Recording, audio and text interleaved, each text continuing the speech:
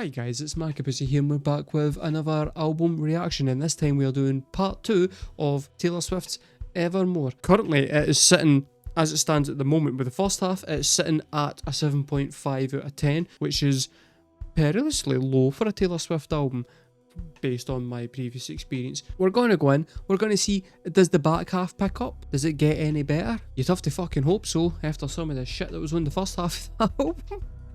I need to still get into these intros with so much attitude. For the people who are watching this on YouTube, you have to understand in advance that you are getting a heavily edited version of the entire reaction. Some of the songs are going to be missing. They are going to be up as Patreon exclusives. So if you want to see the entire thing, head over to Patreon. The unedited version of it will be up there for your perusal and enjoyment. If you do not wish to see the entire thing, you don't need to, because you're currently watching it on YouTube, and that's absolutely fine. If you wish to get in on watching the reactions as they are happening live, then come over to twitch.tv at twitch.tv/markabusi reactions. That's where I currently do my live reactions. If you don't want to do that, then I don't know what else to tell you. Settle into the couch, get some fucking crisps or chips if you're American, and enjoy the rest of the fucking video.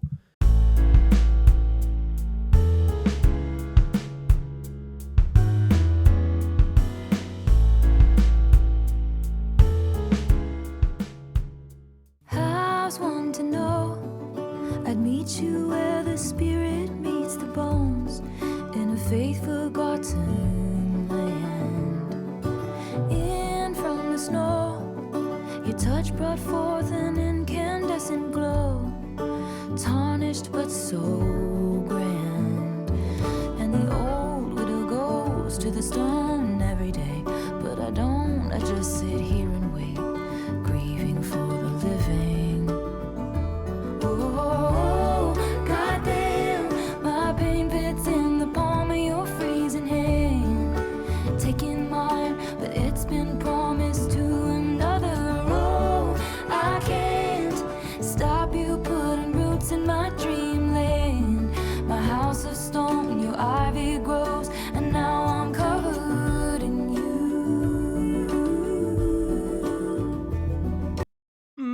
Right, okay, I'm quite liking the wee country tone of it.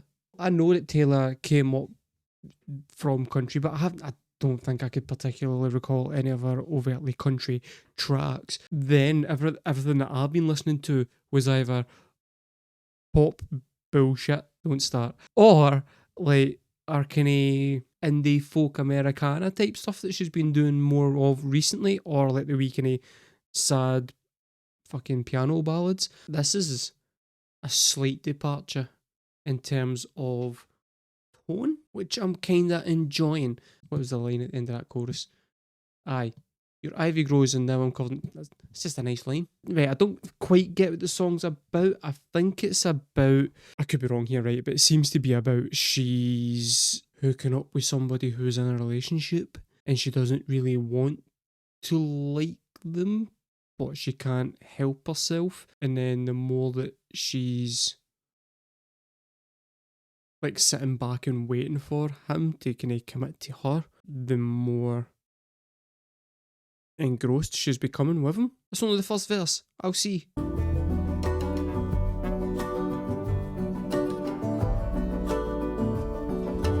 I wish to know the fatal flaw that makes you long to be magnificently cursed.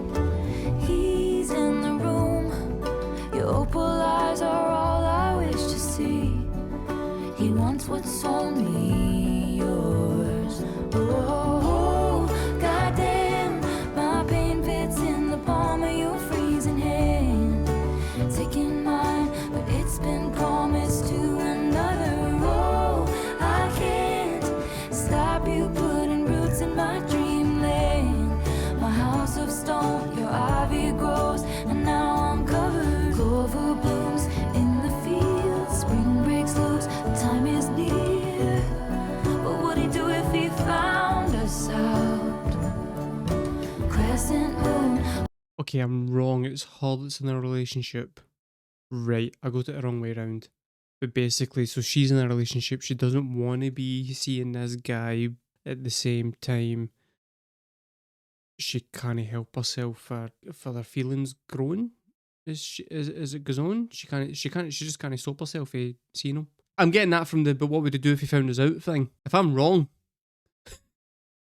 then well, fuck me with a spoon. What'd he do if he found us out? Crescent moon, coast is clear, spring breaks loose, but so does fear. He's gonna burn this house to the ground. House want to know, I'd live and die for moments that we stole, unbegged and borrowed time. So tell me to run, or dare to sit and watch what will become, and drink my husband's wine. Oh, goddamn, my pain fits in the palm of your freezing hand. Taking mine, but it's been promised to another. Oh, I can't stop you putting roots in my dreamland. My house of stone, your ivy grows, and now I'm covered.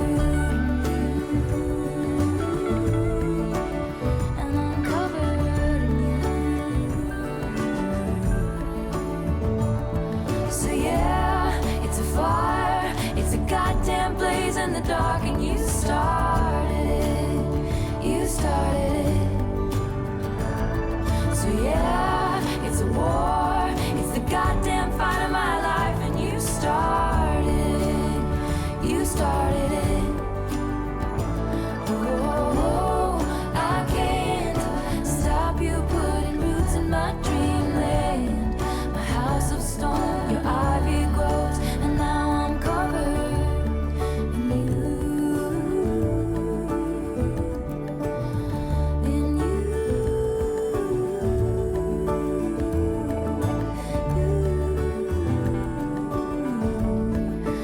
Now I'm covered in you.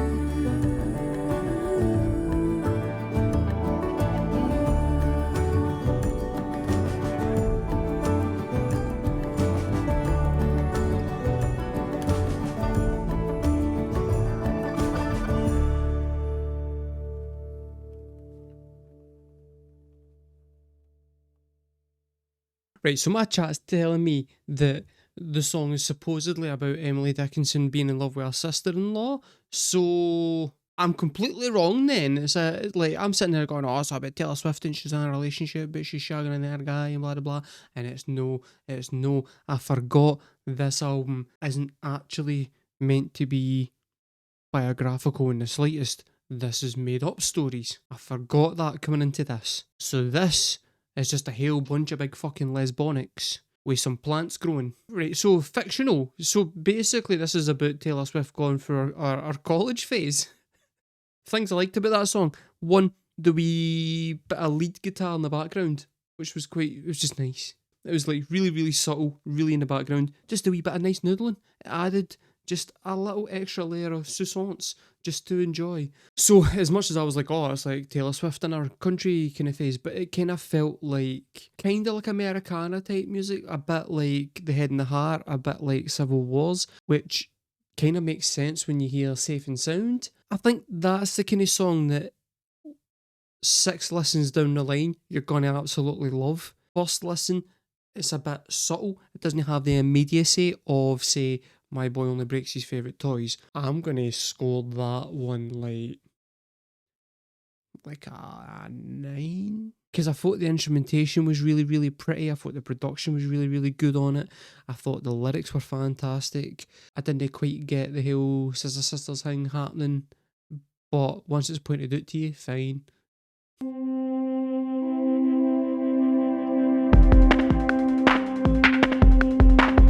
Yes. Yes. Instantly. Instantly. Yes.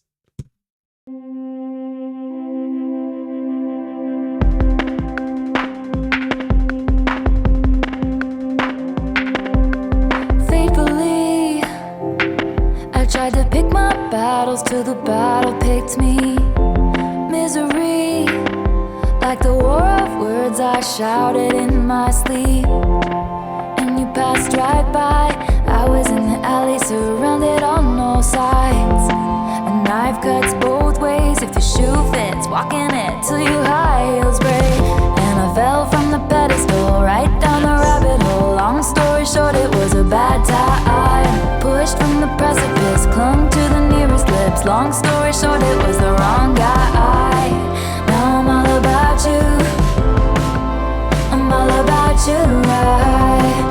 Yeah, yeah, I'm all about you, right? Is it just me, or is this is the drum? Like, I mean, right, the rest of the songs, right, I'll get to the rest of the song. It's decent, right? Is it just me though, or is the drum 100% making this song cool as fuck? Thing is, if you take the drum out of this song, it's a bit kind of.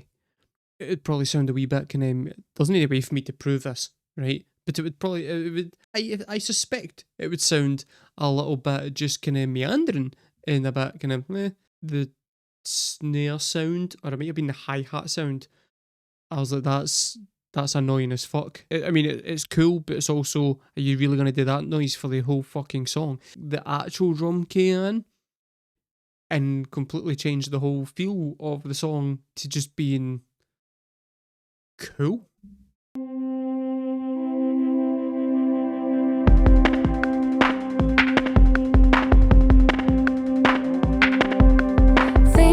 It's the snare drums, horrible sounding. I tried to pick my battles till the battle picked me.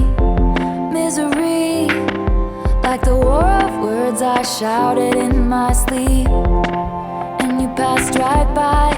I was in the alley, surrounded on all sides. A knife cuts both ways if the shoe fits, walking it till your high heels break. And I fell from the pedestal, right down the rabbit hole. Long story short, it was a bad time. Pushed from the precipice, clung to the nearest lips. Long story short, it was the wrong guy. Now I'm all about you, I'm all about you, right? Yeah, yeah, I'm all about you, right? Yeah, yeah. Actually, I always felt I must look better in the rear view. Missing me at the golden gates they once held the keys to. Did she just say that in her head she thinks that she's got an absolutely fucking banging ass, but her face isn't much to look at? Because it seems like that's what she just said. It's not the worst ass in the world, right? Missing me at the golden gates they once held the keys to. When I dropped my sword, I threw it in the bushes and knocked on your door. And we live in peace, but if someone comes at us, this time I'm ready. Cause I fell from the pedestal, right down the rabbit hole. Long story short, it was a bad time. Pushed from the precipice, clung to the nearest lips. Long story short, it was the wrong guy. Now I'm all about you, I'm all about you, right? Yeah, yeah, I'm all about you. No more keeping score, now I just keep you warm. No more tug of war, now I just know there's more. No more keeping score, now I just keep you warm. And my waves meet your shore, ever and evermore. Past me, I wanna tell you not to get lost in these petty things. Your nemesis will defeat themselves before you get the chance to swing. And he's passing by, rare as the glimmer of a comet in the sky. And he feels like home if the shoe fits, walking it everywhere you go. And I fell from the pedestal, right down the rabbit hole. Long story short, it was a bad time. Pushed from the precipice, climbed right back up the cliff. Long story short, I survived. Now I'm all about you, I'm all about you, right?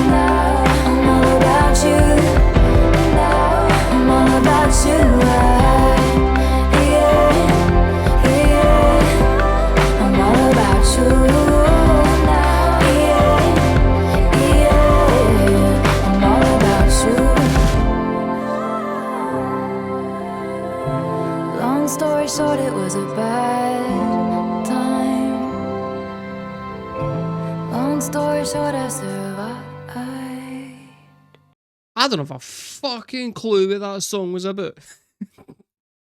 I don't have a clue. At one point, I was like, right, okay, it's about her having come out of a bad relationship, and then she's just attached herself to the first person that's come along as a kind of rebound type thing to try and get through it a wee bit. That was my suspicion. I then thought that it might be then about Matty Healy, the fucking grease-haired Mockney. I don't think that's right either. Then when she was talking about having fell down the rabbit hole, I thought maybe she was doing a metaphor where she was saying that like she was Alice and that it was all like no matter what happened, there was like a unending love affair between her and the Mad Hatter. But I was trying to think of who's famous or who that she's been out with that wears a hat. I don't know. Has Jake Gyllenhaal ever worn a hat? I don't know. I don't know who else she's been out with. Joe Alwyn, does he wear a hat? Is that even his name? Who the fuck knows? Guys that are watching this at the moment, I have no idea what this song's about, right? I have just thrown out various amounts of theories that I know for a fact to be 100% wrong, because why on earth would they be right? You guys know the lore. You guys know this shit better than me. You guys actually care about this shit. Whereas I just like listening to the music. So here's what I want you to do. Type up a wee storm. Let me know in the comments below. Here's what this song was about. Just go, oh, by the way, this song was about this. Then that way, I'll read it because I read all the comments and then I'll put a wee like on it. I probably won't comment on it because at this point, I'll only comment on the comments that specifically tell me how amazing I am. I reply to them. Other than that, if you just give me information about the song, I'll read it, I take it in, I move on because there's too much. You all want a piece of me and there's only so many bits to go. Nice song. Aye. Liked it. Melodies were good. Drum beat was banging. It was a nice, really upbeat change in pace for the album, which I think it was kind of needing at that point. And yeah, so for sheer track pacing alone, I'm scoring it a 9. That was a pretty banging song. I think like if you do know all the lore and stuff, you'll get more out of it, so you'll probably get a better appreciation of what the lyrics mean. But if you don't, you just kind of come into it and go, oh, lyrically that's pretty cool sounding strong lyrics and a really good kind of upbeat banging song. So like I'm scoring it a 9. I know other people would score it a 10. But they're going to be more information than me. It's a little bit like, so right, so for example, right, if I go into, say, a physics exam, right, if I go into a physics exam and Stephen Hawking goes into a physics exam, he's going to score a 10 because he knows physics, whereas I'll score a 9 because I don't know physics, but I do test well.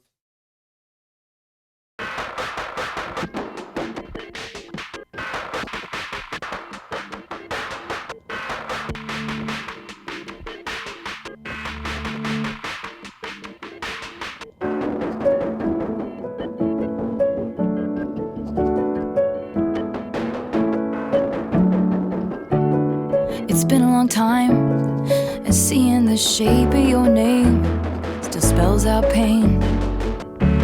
No, instantly. It's in 5/4.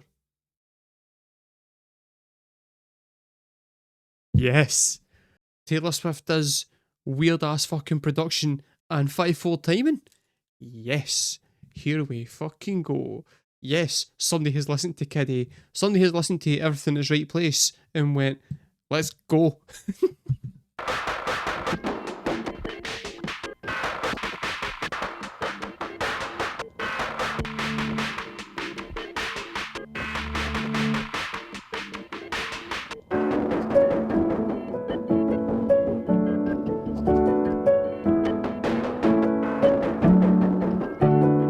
It's been a long time, and seeing the shape of your name still spells out pain. It wasn't right, the way it all went down. Looks like you know that now.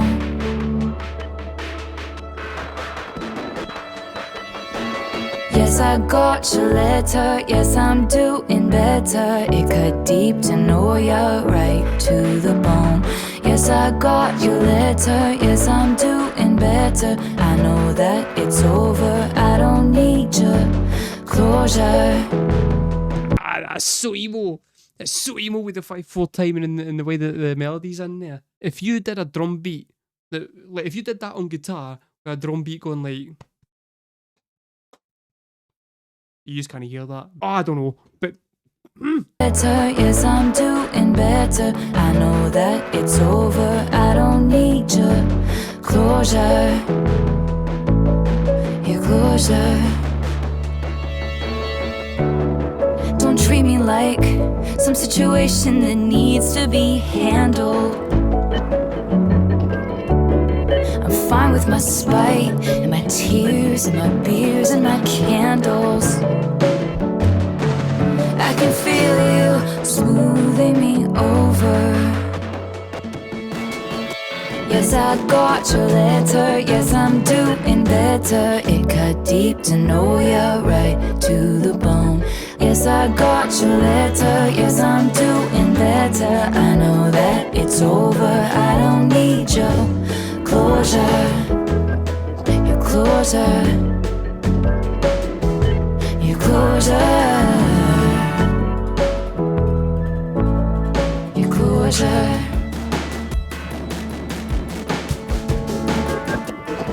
I know I'm just a wrinkle in your new life. Staying friends would iron it out so nice. Guilty, guilty, reaching out across the sea that you put between you and me.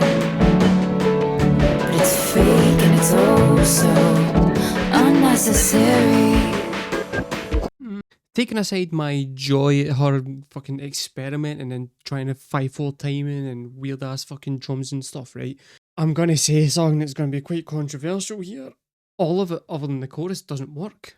She hasn't been able to find a decent melody that fits in the music well. She's not singing in 5/4, she's just singing and then she'll stop until the bar starts again. But it's not really like, look, what she's singing doesn't really actually go away like what the music's doing in any way. And I think that's because she's managed to get a really good melody for the chorus where it's locked in. The chorus is fucking brilliant. And then after that, she's not been able to find a second melody. It feels like, now, that could be deliberate, right? But I've had this argument with other songs before where I've went, this thing is shit. And then somebody goes, yeah, but it's deliberately meant to be shit though. And then I'm like, okay, so the artist has deliberately made a shit song. Why should I then like that? You know what I mean? Like, if it's deliberately meant to be mismatched and out of time with the music and stuff, yeah, great, well done. I applaud your thinking on that. At the same time, you've done it in such a way that I don't like it, and that's deliberate on your part, so don't judge me then for not liking it. And I know I went kind of like quite strongly in on what I just said there, but at the same time, I do think that despite the singing no quite fitting in with some of the parts, when it does come together on the chorus, it's fucking genius. And I kinda do appreciate that she has tried something really, really drastically different. This is a difficult one to judge because I think her branching it into like funny timings, really cool. I think the way she's done it is really, really cool. It sounds drastically different from anything else on the album. In fact, drastically different from anything that I've ever heard for her before. I don't think all of it works, but I think when it does work, it's some of the coolest things that she's done. I think lyrically it's really good. I just think melodically it's no the strongest, but at the same time, I suspect a lot of that is because if it is supposed to be incoherent and messy for a first time listen, that's never going to be the easiest thing to really get around. I suspect this is one that I would need to listen to a few more times, which I would think I would find easier to do because I do really like that chorus. Yes, I got your letter. Yes, I'm doing better. It cut deep to know you're right to the bone. Yes, I got your letter. Yes, I'm doing better. I know that it's over. I don't need your closure, closure, your closure, your closure.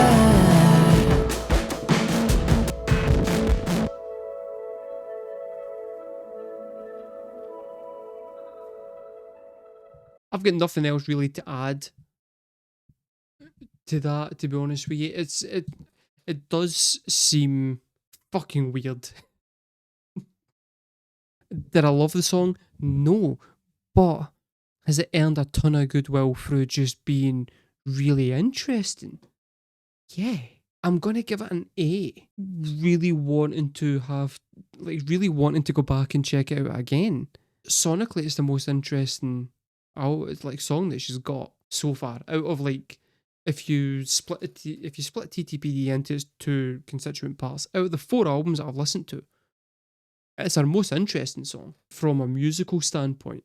It's the one that makes me want to go in and kind of break down what the fuck it is that's actually happening in it. My only other real gripe is the drums kind of back out for the chorus, and I would have really liked the drums to actually amp up the chorus. I feel like if the drums had come in with a more simplified 5/4 time signature happening, that would have really punched the chorus out, and that would have been kind of brilliant. Yeah, okay, I'm gonna get an 8. So guys, this is the last song on the album, so I hope so far that you've enjoyed this reaction. If you have, feel free to leave a wee like and subscribe down below. If you haven't enjoyed this reaction, then I'm sorry for having wasted however long of your life, but you can also go fuck yourself. This is the last song, it's called Evermore.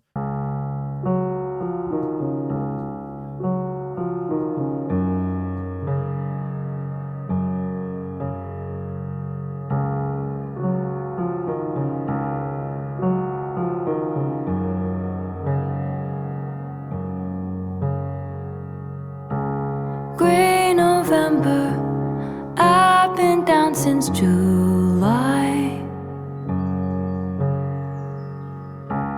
Motion capture put me in a bad light.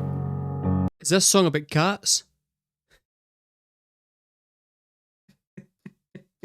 The song, I'm going to assume cats come out in July. It's now November when she's writing the song. She's like, oh, I've been depressed ever since that film came out because it's really not painted me in a good light. Oh, I hope so. That'd be amazing.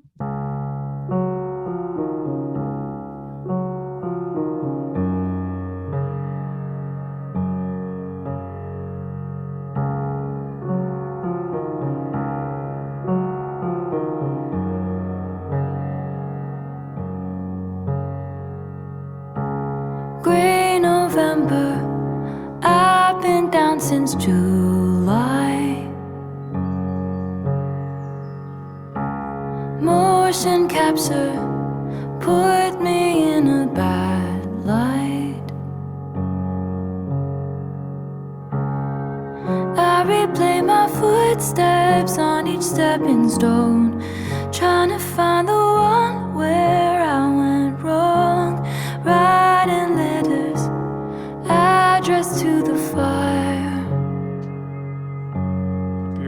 and I was catching my breath, staring out an open window, catching my death.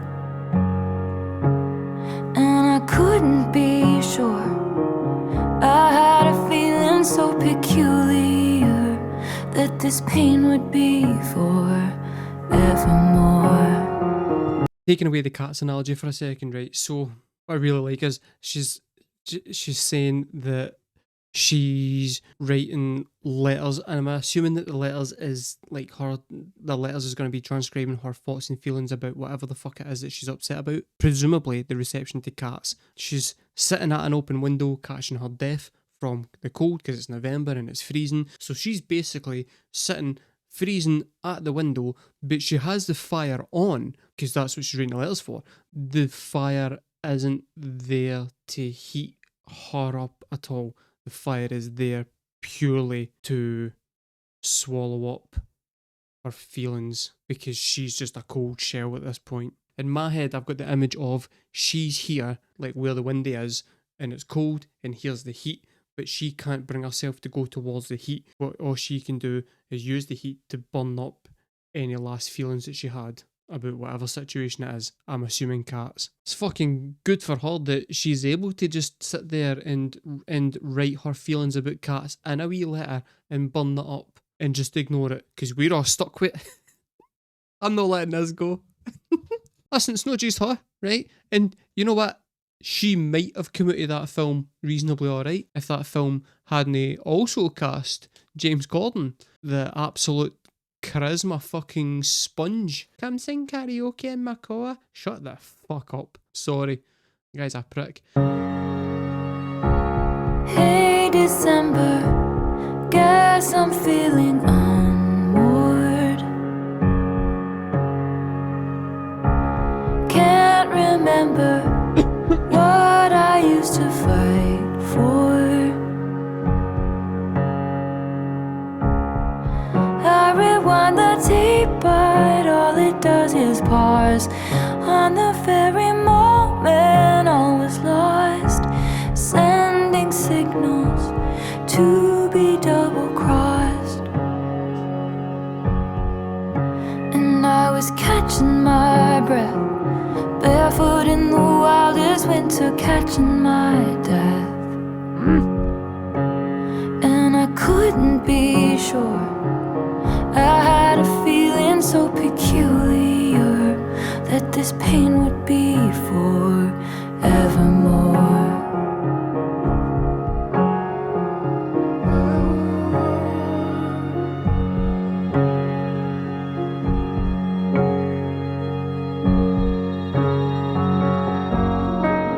Cannot think of all the cost, all the things that will be What? lost. What the fuck just happened? I'm sorry, what?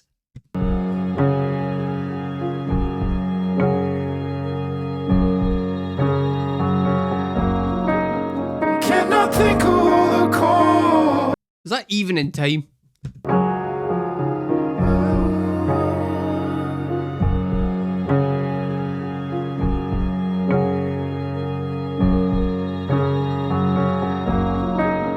Cannot think of all the cost, all the things that will be lost.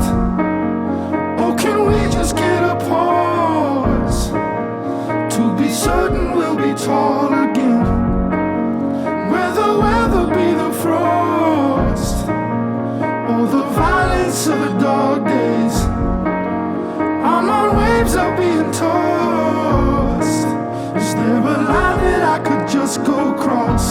And when I was shipwrecked, All the cost, I thought of you all the things that will be lost now. in the cracks of light. Just get apart. I dreamed of you, To be certain we'll be told and be the good. and it was real enough Rather be the front. to get me through. All the relics of the dark days. Out on waves, being tossed. I swear. Is there a line that we can just go across? Yes.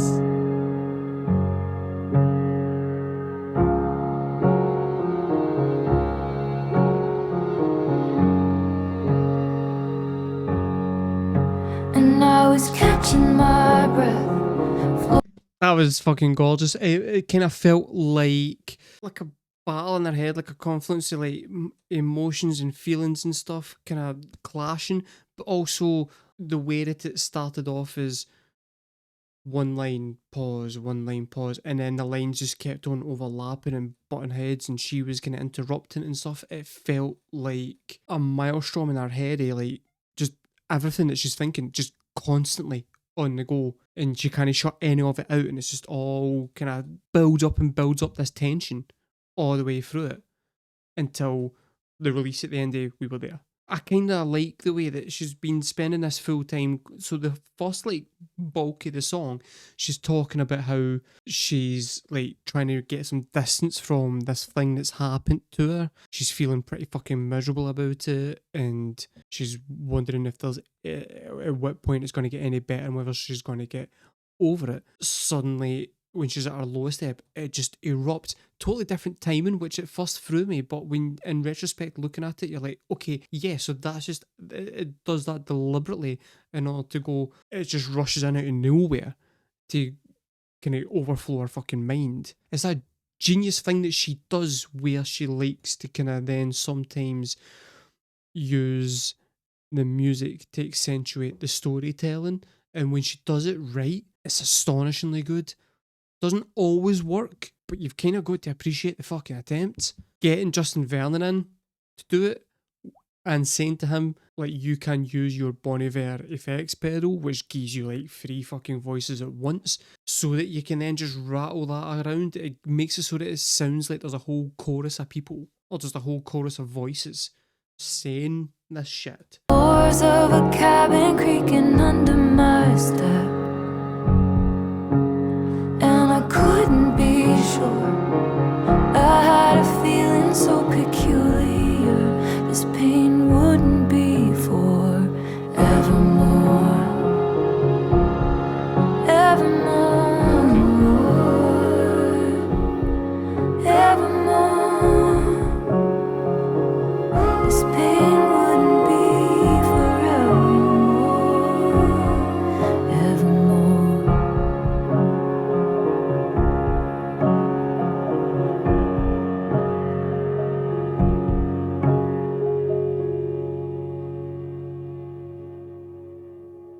Okay.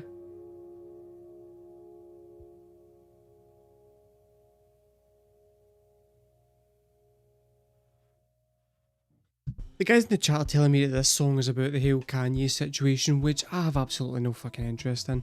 I'm not really getting into the specifics of what the situation is, because I don't know the specifics.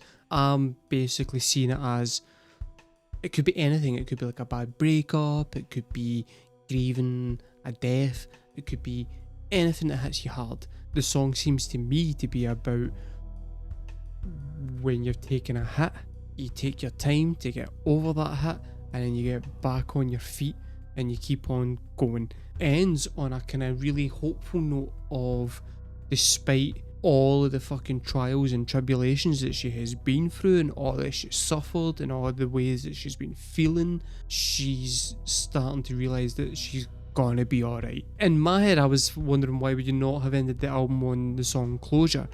But I get it now. She's ending it on a hopeful note. Almost similar to what she did on TTPD before she ruined it by ending it on an absolutely fucking devastating song. But that song was gorgeous. It was melancholic, but full of hope, and the harmonies were gorgeous. I've been listening to a bit of BTS recently, and a lot of their songs seems to be basically about mental health issues and going like, listen, I know you're struggling, but you can get through this and we'll help you through this.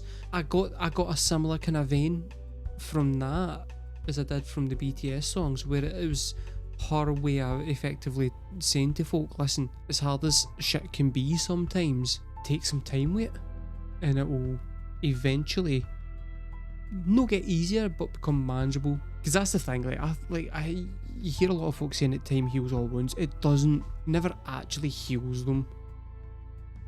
It makes them manageable. Like, it heals some wounds, but the big ones, they don't heal. They just become easier to work around your day to day. And that's really the best you can hope for, to be honest. I should score that song. That was a 10. It's a 10. Beautiful song. That was Evermore. As a full album. I emailed Dr. Pepper to see if they want to sponsor the channel, because realistically they should be, but I can't drink that. I can't drink this holding this low. What the fuck have they done? Look. Just spilled it on myself. That's mental. So that was Evermore. Overall, that scored 9.2 out of 10. Let me know in the comments below if you agree with that score, if you disagree with that score. It scored lower than the other albums, but I think that some of the songs on there are some of her best songs. It's just that there was some weaker songs on there than she's got on other albums. Plus, I went in a mood at one point and scored one of the songs ridiculously low. So I hope you've enjoyed this reaction so far, guys, and I've been markabusi. Thank you very much for watching, and I will see you next time. Nah, haha. You thought I was done. No, we're doing the fucking vault tracks because, of course we are. I've done this deliberately. See, for the ones who are watching this on YouTube that aren't paying attention, I did that for you guys. See if any of you leave any comments going, oh, did you know they hidden the extra tracks? Fuck yous. Fuck yous. You didn't deserve to watch this video. So shut it. That was just to catch out the ones that were paying attention and who wasn't paying attention. And I feel like it's worked effectively. This is the next song. It is called Right Where You Left Me. See if it is not as good as The Lakes. Oh, because that's the best bonus track that she's ever done. Just gonna say that right now. Friends break up, friends get married, strangers get born, strangers get buried. Trends change, rumors fly through new skies, but I'm right where you left me. Matches burn after the other, pages turn and stick to each other. Wages earned and lessons learned, but I'm right where you left me. Help, I'm still at the restaurant, still sitting in a corner I haunt, cross-legged in the dim light. They say what a sad sight. I swear you could hear a hairpin drop right when I felt the moment stop. Glass shattered on the white cloth, everybody moved on. I stayed there, dust collected on my pinned up hair. They expected me to find somewhere, some perspective, but I sat and stared. I know why this is a bonus track, right? What was the song for the start of this album where the guy had went, oh, we'll say Taylor, oh, Taylor, I want to marry you, and then went and come to this restaurant, I've brought my family with me, I've got a ring in my pocket, and she went, I don't want to marry you, you clown. And then she went and got a train to nowhere, and she sat on the train going, what have I done? He had a ring in his pocket, and his mum's going, don't worry, Joe, you'll find somebody else. Champagne Problems. Right, this is the sequel to Champagne Problems, told from the guy's perspective just after she's left, and she's basically saying that this song is set 4 years later, and he's still in the restaurant, hasn't been able to move. Folk are going up to him and going, Joe, you need to move, and he is comatose in the corner with his hair pinned up. I don't know how much hair he's got, but he's pinned it up for some reason, which is wild. I think maybe his mum's pinned it up, because if he's been there for 4 years comatose, he's not actually went to hairdressers, so it's grew really long at this point, and his mum doesn't like him with long hair. She's pinned it up for him, stopping it to get into his eyes so that he can see. The waiters and that are going like, oh, we need to look up, Joe, can you move? And then at this point, they're just expecting him to stay there, so now they just kind of lock up around him. They'll kind of put food in front of him. They go away at the end of the night, and then when they come back in during the day, the food's gone. They don't know if he's eating it. They don't know if people are coming off the street and taking advantage of the poor boy, because he is losing weight. And all around him, life goes on. But not for old Joe. Not for old Joe. Melody's absolutely fantastic, and I know what you're saying. Which melody? Which melody? There's fucking huddles. She hasn't shut up since the song started. I'm aware of that, and I know I've interrupted, but I can't help it because she won't stop fucking singing. I have nowhere else to pause it. And I get why she's singing as much. She's singing as much so that you don't have time to stop and think about what she's did to that poor boy. What has she done to that poor boy? He is just sitting there. A tear slowly rolling down the side of his face. It's been rolling for 4 fucking years. In the dim light, they say what a sad sight. I swear you could hear a hairpin drop right when I felt the moment stop. Glass shattered on the white cloth, everybody moved on. I stayed there, dust collected on my pinned up hair. They expected me to find somewhere, some perspective, but I sat and stared right where you left me. You left me, no. You left me, no. You left me no choice but to stay here forever. You left me. You left me, no. I could be completely fucking wrong, right? The other option is, because, listen, I've been wrong before, right? I've been wrong before. I say things. This is a first impression. I don't know for a fact. The other thing it could be is, Maggie Gyllenhaal, secretary, and Joe has said to Taylor, you will sit at that restaurant in a bucket of your own piss until I get back 4 days hence, at which point I will clap their cheeks, but after I shower you, because after 4 days, you're going to be fucking stinking hen. Could be that, eh? It could be. Right, so it's either, so we would basically go as, right, this is either part 2 of the whole, I'm going to say sitcom that is her taking a train and him being comatose for 4 years, or it is the erotic BDSM fantasy of somebody who watched 50 Shades of Grey and thought, well, I mean, anybody could do that better.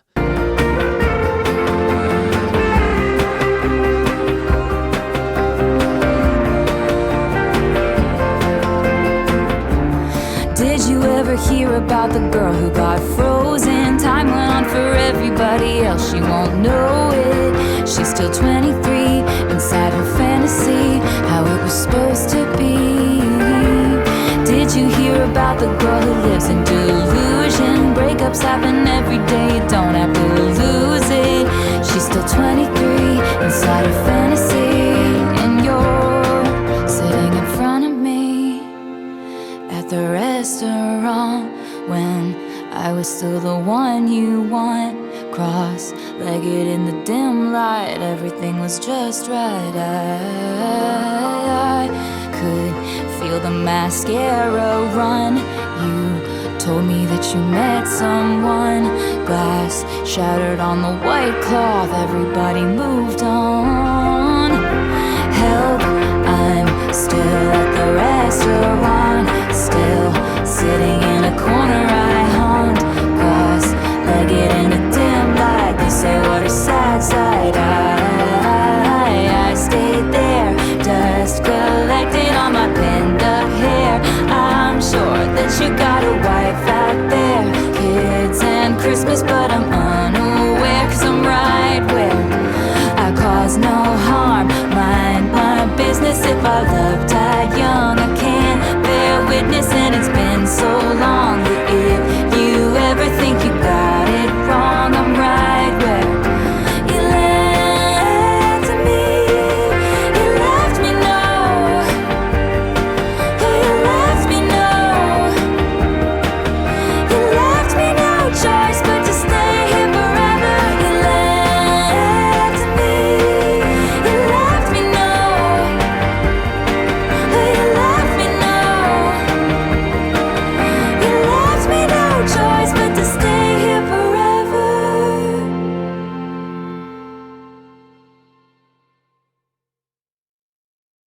That's fucking infuriating. That's actually infuriating. Like, why in the fuck is that not in the album but Dorothea is? Get Dorothea to fuck and get that song on the album. That is an instant 10 out of 10. It is stunning. Jettisoning all the bullshit that I was just saying. The song is basically about, she got chucked when she was 23 and then he's moved on with his life. She's been unable to move on with her life, and she's basically saying, listen, I know you've moved on, you've got a family and that, but see the minute you want these cheeks on that fucking good dick of yours, you text me, son, and I will fucking be there. I will mount you like a stallion through the fucking gates of hell, is what she's basically saying. I think I'm right with that. Good song, but should have been on the album. 10. We'll get a 10. Aye. There's lots about that was really good, right? The melodically, absolutely, possibly the best song on the album, melodically. It's just, yeah, just a good solid shout all the way through.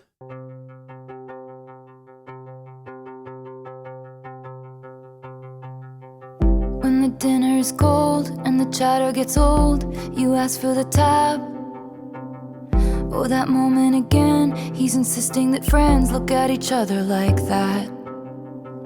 When the words of a sister come back in whispers that prove she was not, in fact, what she seemed, not a twin from your dreams, she's a crook who was caught. That old familiar body ache, the snaps from the same little breaks in your soul. You know when it's time to go.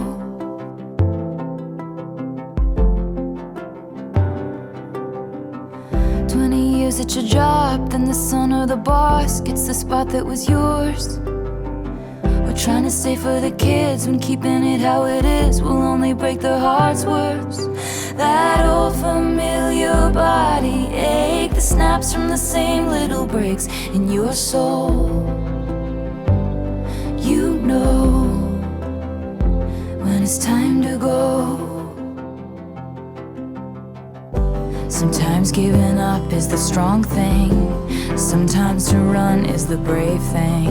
Sometimes walking out is the one thing that will find you the right thing. Sometimes giving up is the strong thing. Sometimes to run is the brave thing. Sometimes walking out is the one thing that will find you the right thing. 15 years, 15 million tears, begging till my knees bled. I gave it my all, he gave me nothing at all, then wondered why I left. Now he sits on his throne in his palace of bones, praying to his greed. He's got my past frozen behind glass, but I've got me. That old familiar body ache, the snaps from the same little breaks in my soul. I know when it's time to go. Sometimes giving up is the strong thing. Sometimes to run is the brave thing. Sometimes walking out is the one thing that will find you the right thing. Sometimes giving up is the strong thing. Sometimes to run is the brave thing. Sometimes walking out is the one thing that will find you the right thing. That will find you the right thing.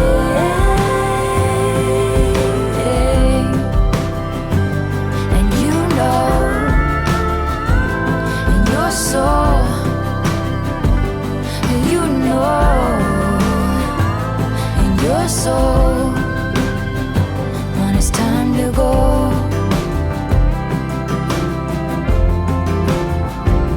And we know, you know, you know, you know when it's time to go.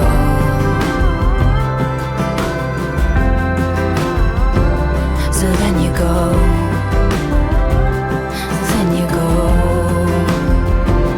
you just go.